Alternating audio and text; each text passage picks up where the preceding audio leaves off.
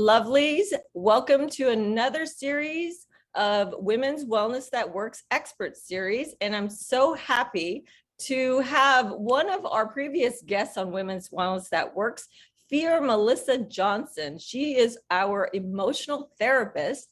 And this is something that I really wanted to focus on is our emotional health.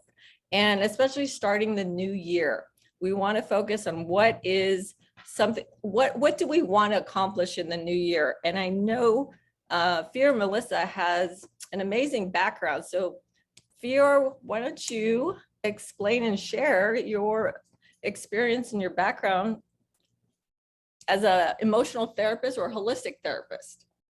Absolutely. Well, greetings to everyone. My name is Fiormelissa Johnson, and I'm a mental health counselor. I'm definitely holistic. And I guess you may be wondering, what does holistic mean to me? And my idea is I look at a client and I look at them as an entire being. So if they have spiritual interests, if they like to read, if they like to paint, if they like art, I make sure that I embrace everything about them in order to tap into the best qualities that they have and improve their mental health. As I mentioned, I'm a mental health counselor. I have a master's in mental health.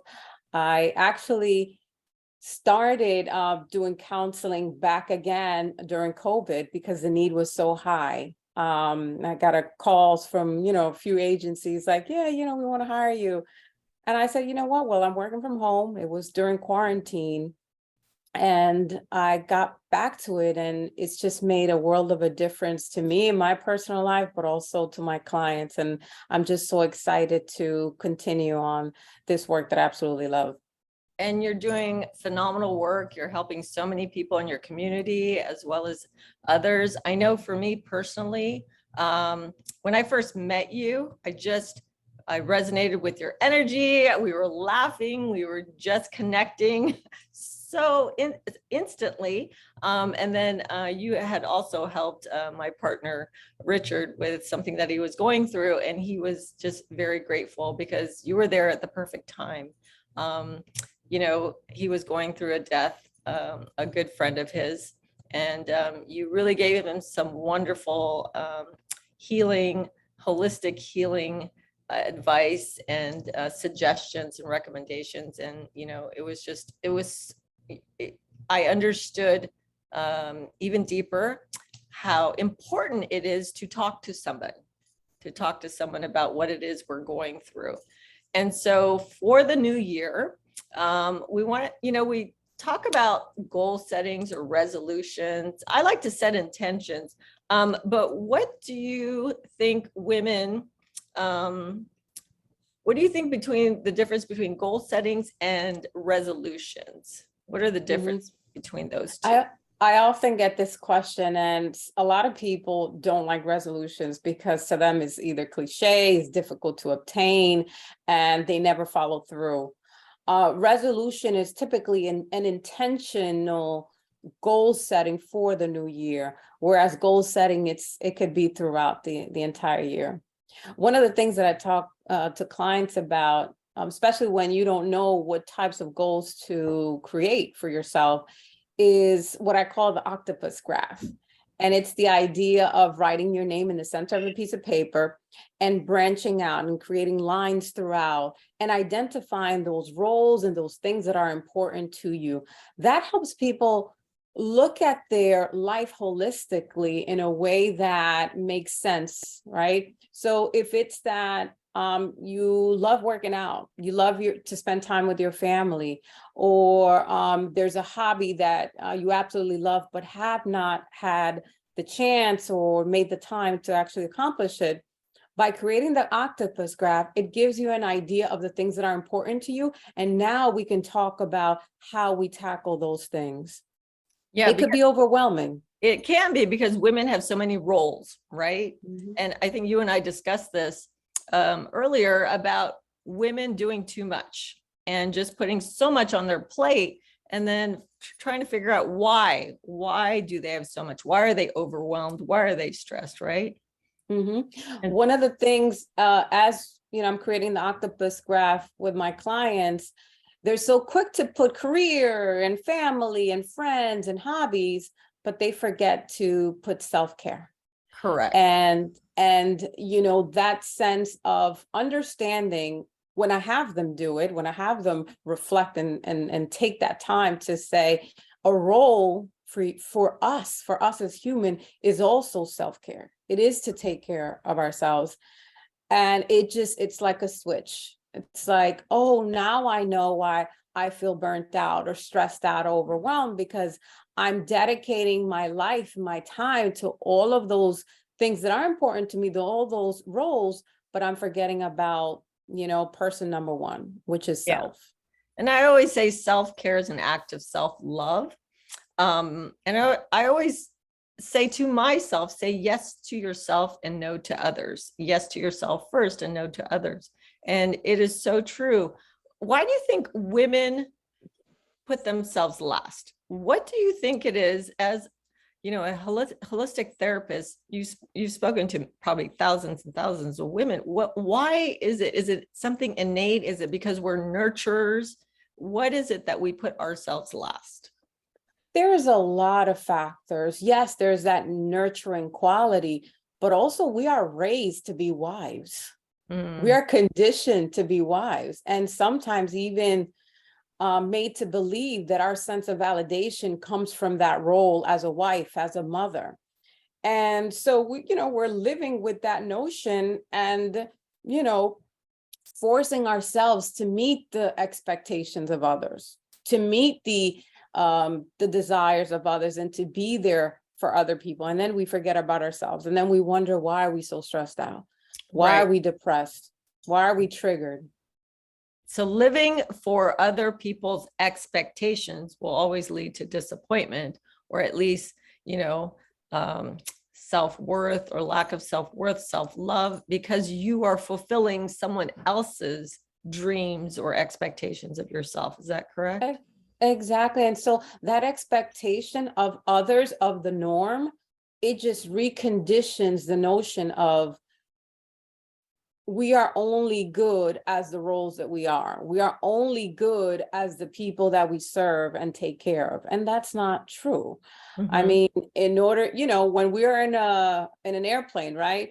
The flight attendant says, make sure that you put the oxygen mask on yourself and then on your child and your family members. There is a reason for that. You need to have oxygen in order for you to help someone else. And so with that concept, we as women, we're pretty good at multitasking. But at a certain point, we all know we get burnt out. And it's not sustainable. At a certain point, we're going to blow up. And so keeping that mindset of, why am I doing what I'm doing?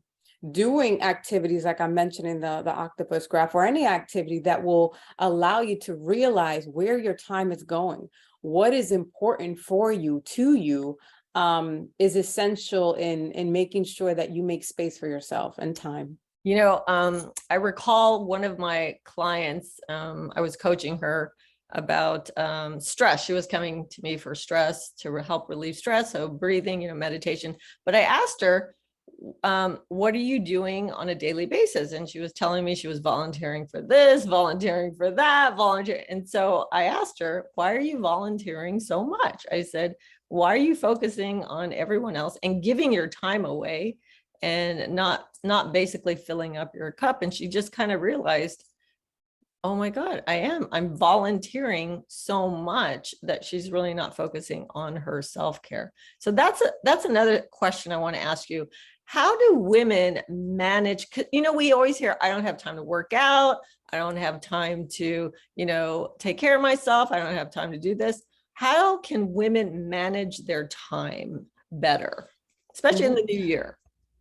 As we create activities and as we realize where our time and efforts are going, that's a great opportunity for us to take a step back and say, okay, are we spending 20% here, 30% here? What is taking up my time?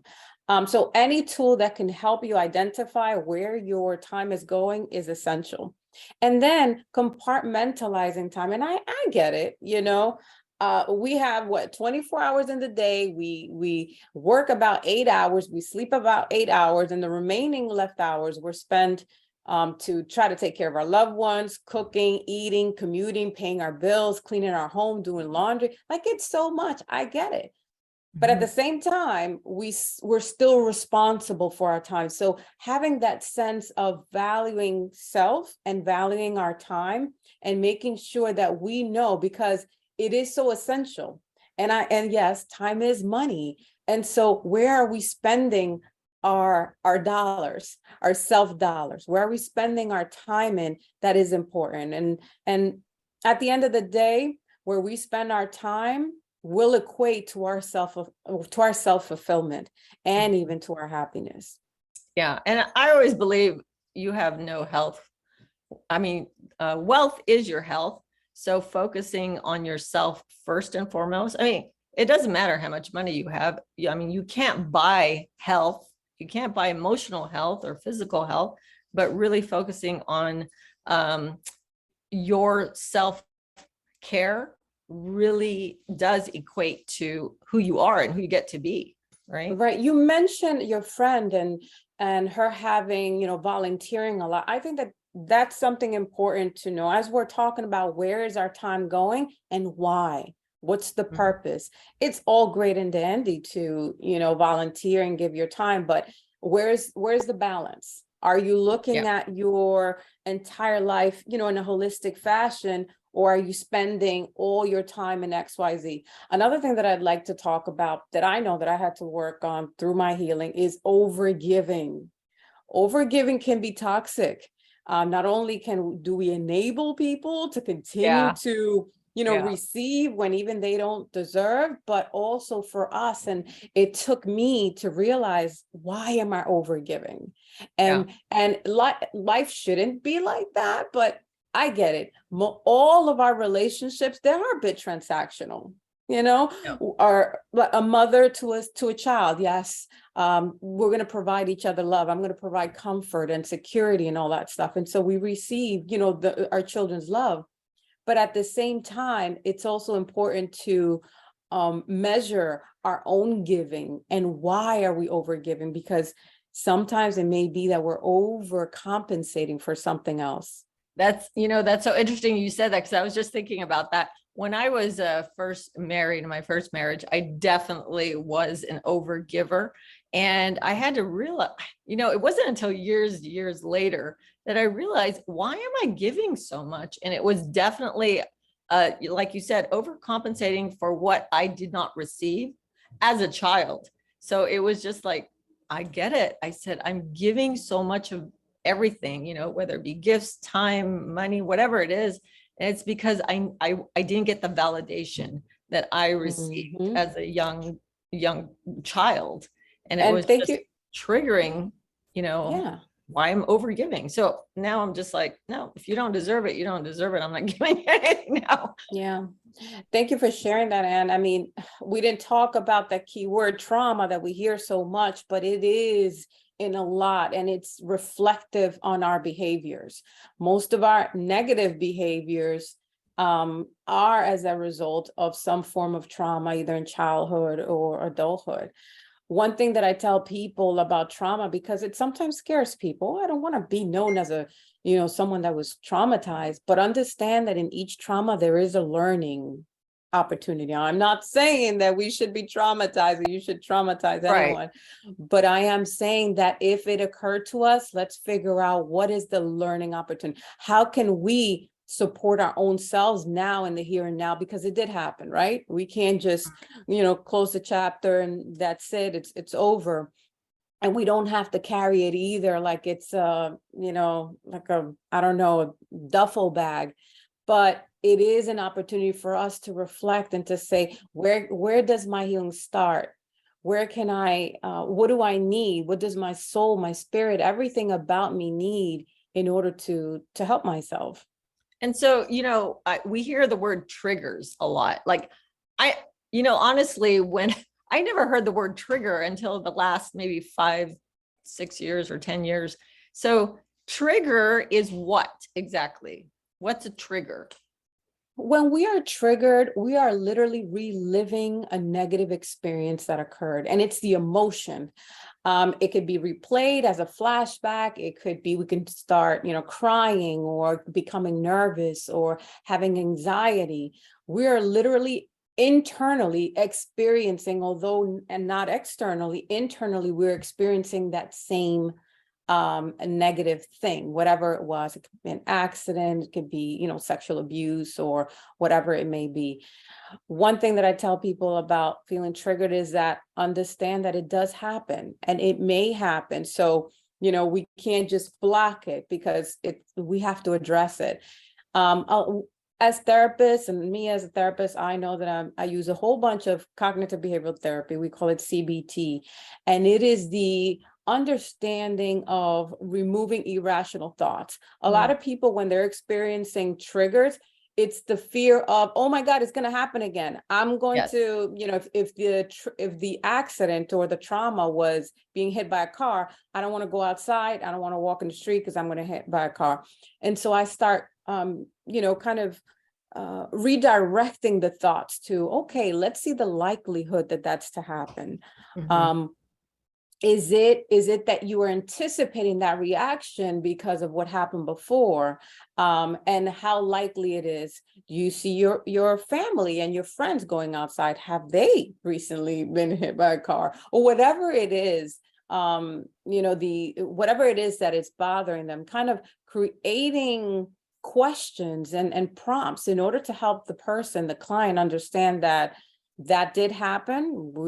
I can't lie and tell you that it did not happen, but let's look at it for right now. Let's look how realistic it is, and let's look at those irrational thoughts and kind of, reel them in. So what other ways can people, so let's say they're getting triggered, they're in the midst of getting triggered. What can they do in that moment when they're getting triggered to come out of that, or, to help relieve that? One thing that I love is imagery. So I have the client close their eyes, take a deep breath, to do some breathing exercises. I know that you, Anne, love to do breathing exercises, but I take the client I ask them, what is your favorite place in the world? What was your best vacation? And I have them close their eyes and look as if they're in a 3D world with some 3D glasses and reliving that experience. And my goal with that is to, once that triggering event happens, we are often using the positive triggers and we're trying to combat it with that negative one. And so instead of, when you see a car, you're thinking about the accident, I want you to think now about the best place, the best vacation that you were in. People also use types of modalities. So they might use stress balls or massages or going on a workout or running, talking to a friend. There is so many types of relaxation strategies that people can use. Absolutely. One of the techniques I teach in functional breathing for anxiety or intense anxiety is the breath hold. So basically you inhale, hold your breath for 5 seconds, 1, 2, 3, 4, 5, and then exhale. And you continue that until you're into the parasympathetic, but holding your breath actually helps you balance your CO2 and your O2. So yeah, that's definitely, breathing techniques definitely help, and imagery. So that, I know a lot of young people have anxiety, depression. It's almost prevalent right now. It's unfortunately. And so what I want to ask you, does anxiety and depression, are they a combination of things? Does anxiety lead to depression or vice versa? Let's talk a little bit about that. One thing about anxiety and how the client can best, well, as you know, therapy is individualized. So what may work for me may not work for someone else. And so that is why it's so important to work with a therapist that can help you identify tools that work for you. For some clients, just sitting still or taking a shower is what they need, but that may not be the technique for everyone. In terms of depression, it can happen. We do see that it is a familial trait, like depression does run from family members to family members. And it is understanding the why. Some people experience it seasonally. I was writing a little bit on my Instagram about how I started seeing an increase in counseling calls and bookings around the holidays. Yes. And and I started thinking about the whys, and I started reflecting on the beautiful lights, the memories and music, and the notion, the nostalgia that comes around the holidays. And sometimes people become depressed and feel lonely. Obviously in those times people should be reaching out to the counselors.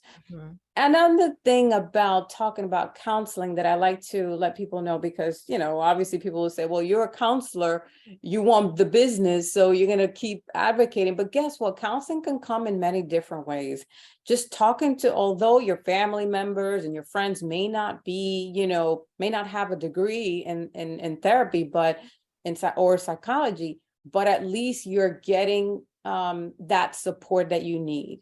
So do look for, your supportive network if you have it. If you don't have it, this is a great time. It's a good resolution or goal to set for yourself to increase your support system. Also, spiritual leaders, that may speak to you, or like I said, house of worship may be what you're into, but understanding that support, it is what's needed, especially during depression. One thing that I make sure that people identify when they're feeling depressed is, how does it look for you? For some people, it may be oversleeping. Right. It may be not talking on the phone when they're usually a talker. Right. It may be not working. It may impact your activities of daily living. So maybe you're not showering, or you're not eating as you used to, or like I said, just getting out of bed. So understanding how depression looks for you. Looks for you internally and externally as well.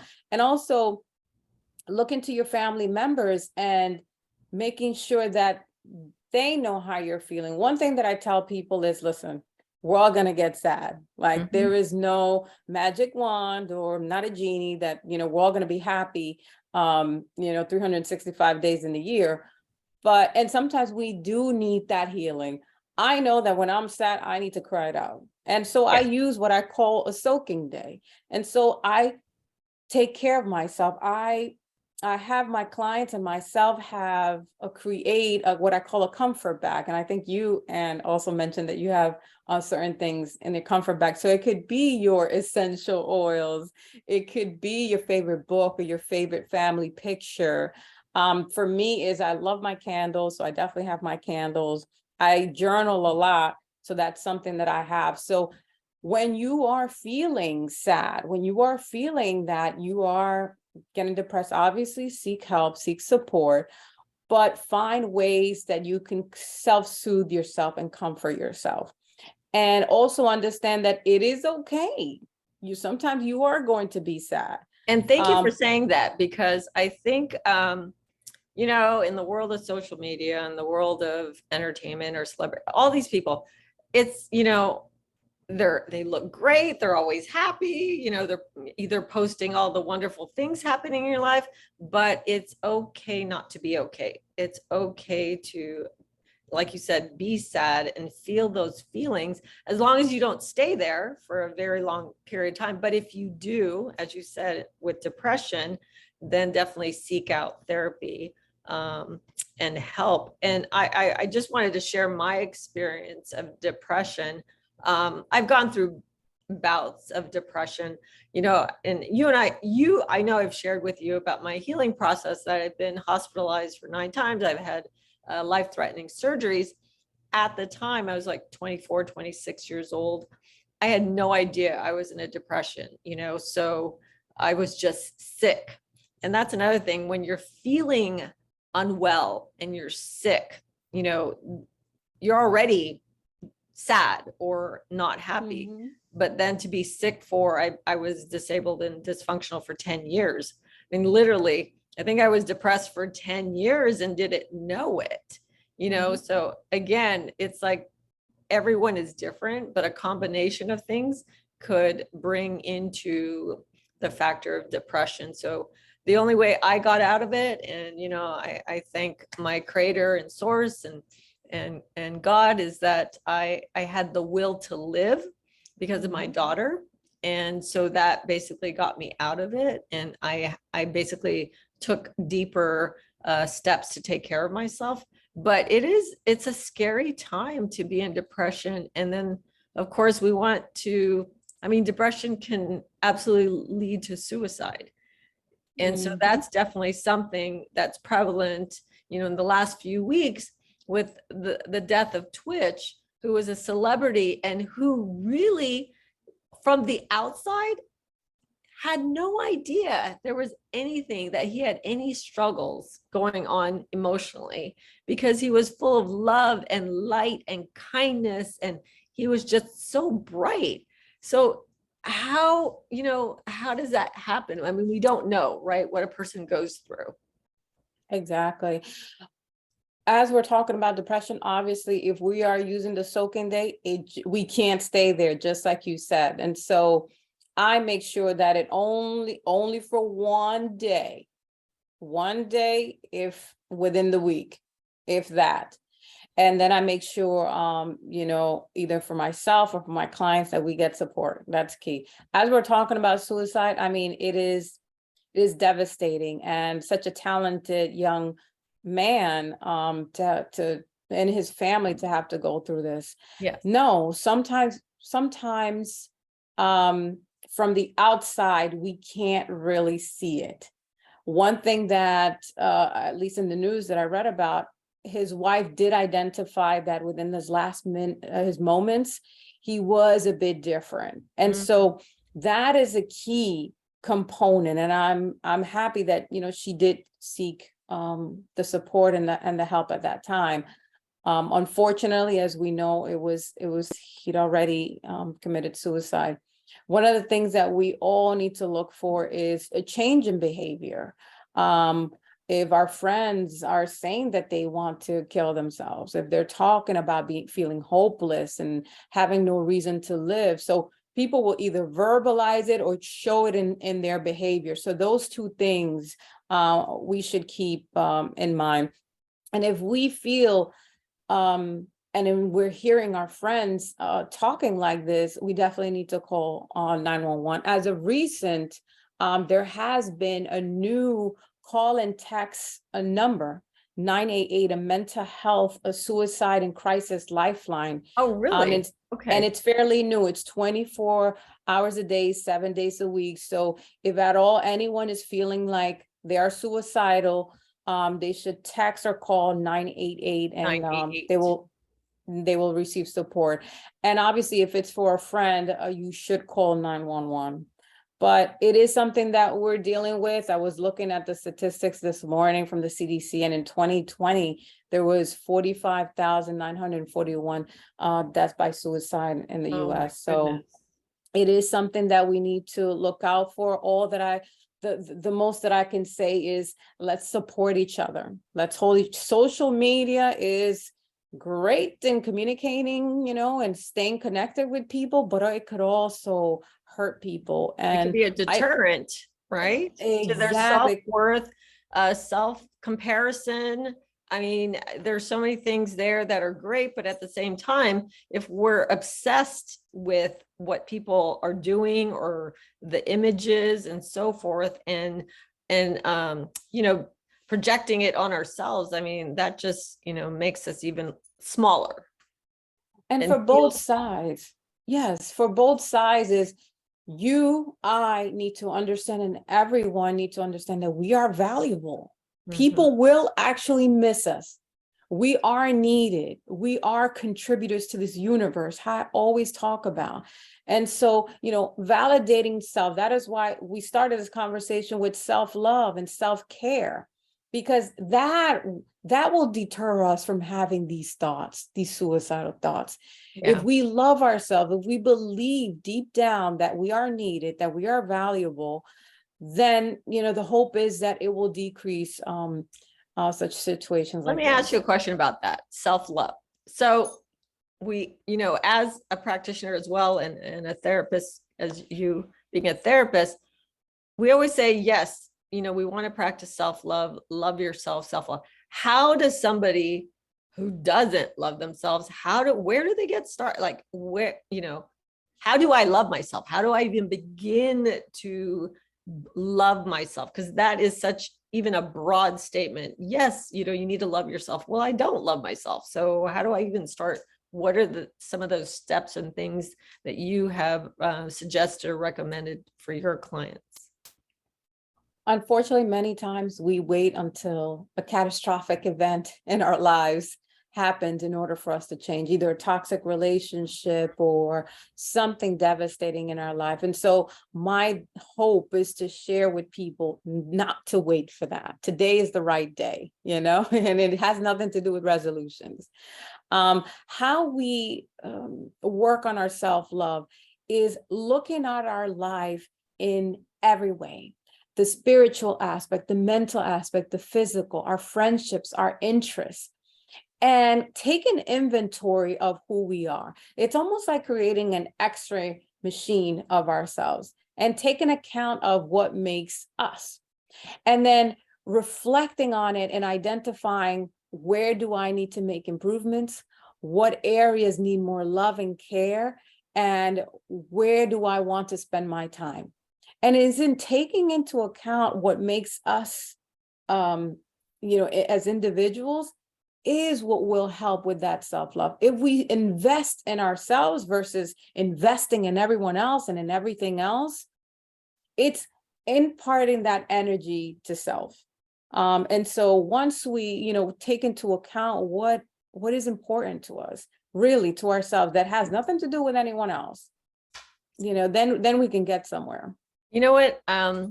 Something I recall when I was going through my own lack of self-love is I started reading a book by Louise Hay called You Can Heal Your Life. Mm-hmm. And I still have this book to this day. It's, 30 years old. But one of the things in there I always read every day were affirmations. And even though I didn't love myself at the time, even though I felt like the worst person, like it was all my fault, I felt guilty for being sick, I kept on repeating affirmations, positive affirmations. Mm-hmm. And then I would write them down and post them on my mirror or wherever I was first thing in the morning. I would read it. So I'd post it. And that, it's kind of like fake it till you make it. It's just really just putting those thoughts into my mind that I am, I'm healthy, I'm happy, I'm whole, complete. And just repeating different affirmations actually helped me start to love myself a little bit at a time. And then, of course, getting deeper into affirmations. And, now, I create my own affirmations and my own breathing affirmations, but that was one of them. And the other thing I remember doing was journaling. And then also saying thank you, gratitude, having gratitude for your life, even though you don't feel happy or, you don't feel like you love yourself. But there is, hello, I know when I wake up in the morning, the first thing I'm grateful for is my breath. I go to this class, yoga class. It's kind of like a mind body martial arts class. And my master would say thank you 500 times a day. Just say thank you, thank you, thank you, thank you. And just repeat that. And just repeating thank you kind of makes you feel, okay, I'm thankful for, my hair, my lungs, my arms, just the little things, but we take it for granted, right? So being grateful, I know, was one of the first steps towards my self-love. Mm-hmm. I absolutely agree with you. Journaling is definitely one of my favorites, and affirmations, of course. One thing that I know has helped my clients is I start our conversation with, let's allow yourself to open to positivity. Let's protect our peace. And Mhm. it is in that opening of self, because there's often a fear. There's often closing of, you know what, I'd rather be closed. I'd rather stay in my hermit mode because this is where I'm safe and no one's going to hurt me. But all that does is add to the depression, add to the anxiety, add to the isolation, right? And so in opening self and allowing the self to be just a tiny bit vulnerable to the universe itself. Now, I'm not saying to another individual right away, but I am saying to opportunities. It's made a world of a difference. Now people are increasing their support system. So now they have someone to talk to. They have someone to engage in activities and go work out and go have dinner or coffee somewhere. We are naturally inclined to act and to behave and to move and to be, mobile beings. And so in that allowing life and allowing an opportunity for you to expand and to not stay stuck, it is what helps people tap into their self-love and takes them away from those negative things that have held them back for a long time. I totally agree with you. And, this topic of depression and suicide, anxiety, if you Google some of the most, Googled words, anxiety, depression, suicide comes up quite a bit. So let me ask you a question about people who are sort of not open and ready for therapy, or why do you think someone needs to see a therapist such as yourself?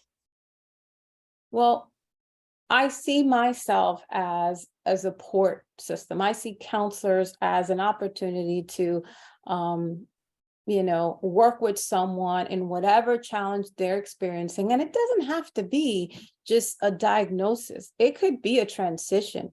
It could be a change of, they transition from one country to the next, or a job transition, or needing help with their self-esteem and confidence. So it doesn't necessarily have to be, like a severe diagnosis. Right.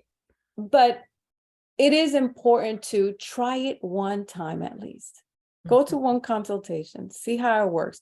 And one thing that I do want people to be open-minded, that you may go to a counseling session and that therapist may not, you guys may not click as well. Try another one. Yeah.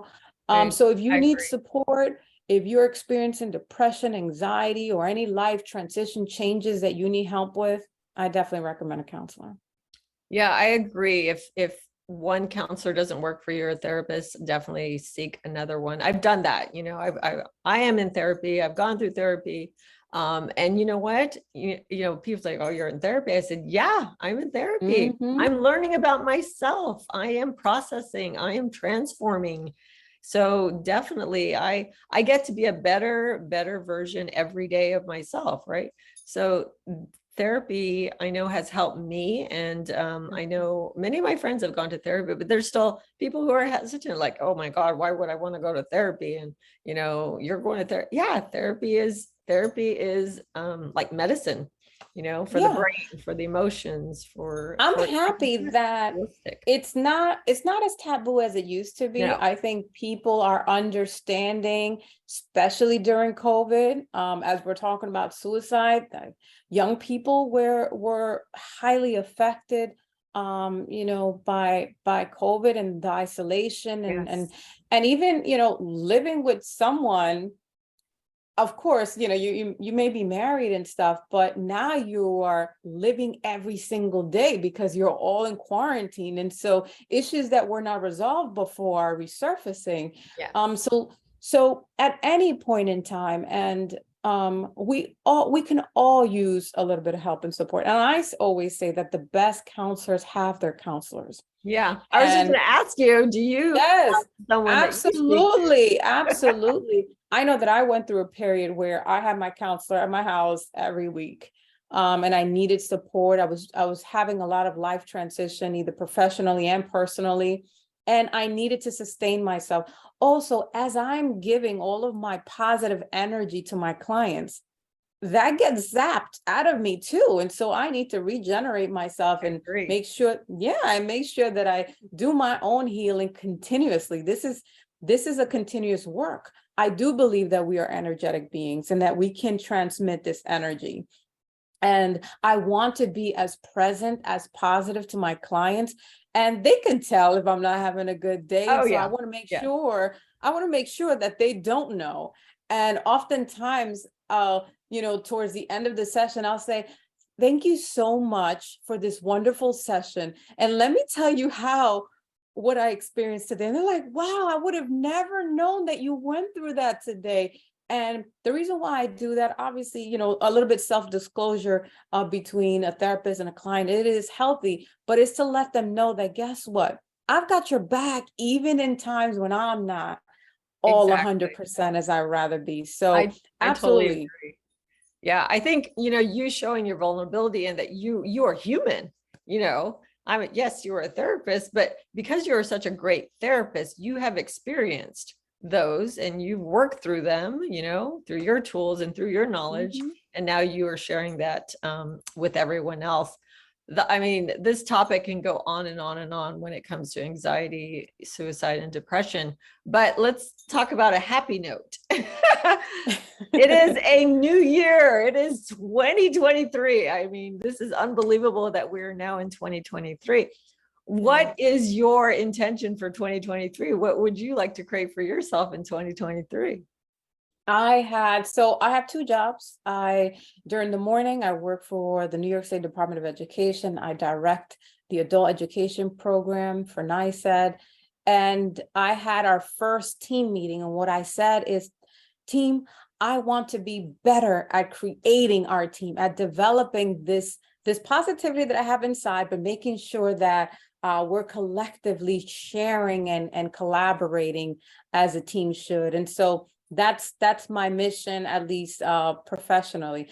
Personally, I'm looking forward to seeing my son, my 18-year-old son. He just left yesterday to Savannah, Georgia for college.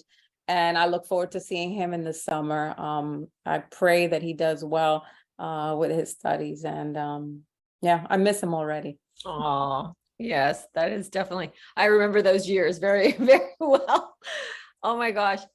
Thank you so much for being here on Women's Wellness That Works and being our emotional wellness expert. So I appreciate you. Any last words? I want to give you the floor to share with everyone about, whatever it is you want to share about the new year and yourself. Absolutely. So we were talking about affirmation, and one thing that I've been doing for the past year, and it has changed my life and just my start to my day, is an affirmation that I use every day. And I hope that it can, that others can share it as well, is I am love, I receive love, I give love.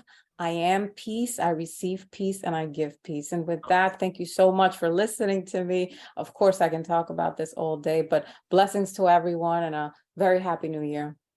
So I want to share with our audience that I want you to go back to one of our previous episodes with Fior. It's actually the first episode, and we shared her story. So to get her background and who Fiormelissa is, definitely watch her story before you watch this, or vice versa. You definitely want to hear her story and how she came about to be this amazing holistic therapist and a good friend of mine. So where can we find you, Fiormelissa?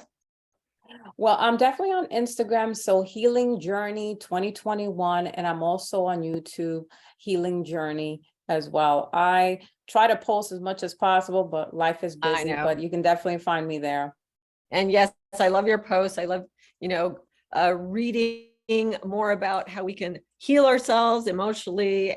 And you are definitely the go-to person. So we definitely, if anyone has any questions, definitely contact Fiormelissa, but she is definitely a great resource for emotional wellness, especially in the new year. Let's focus. I always say, let's do a checkup from the neck up. Let's do a checkup from the neck up. So remember, every woman has her story. What's your story? So until the next time, thank you for watching our expert series with Fiormelissa, and we will see you again soon. Have a wonderful day and Happy New Year to everybody. Thank you, Fior. Bye-bye. Happy New Year. Bye-bye.